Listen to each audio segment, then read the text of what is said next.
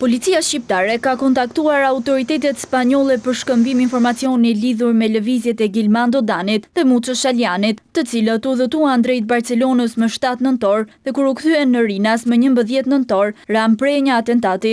Hetuesit kanë dyshime se planifikimi dhe organizimi i atentatit mafioz ka nisur që nga Barcelona. Grupi hetimor dyshon se Dani ndiqej prej shumë kohësh nga autorët, madje është ndjekur edhe kur është nisur drejt Spanjës më datë 7 nëntor. Sipas burimeve, autoritetet e huaja nuk kanë kthyer ende një përgjigje.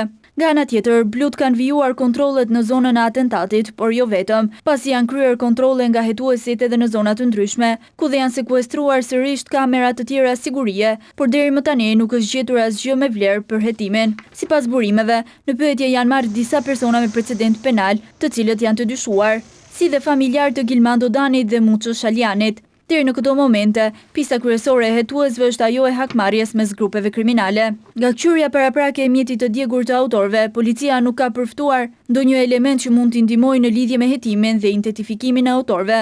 Grupi hetimor nuk ka ende asnjë gjurmë nga autorët, të cilët mjetin e dogjën në fshatin Halil në Fushkruj për t'u larguar pa lënë asnjë gjurmë.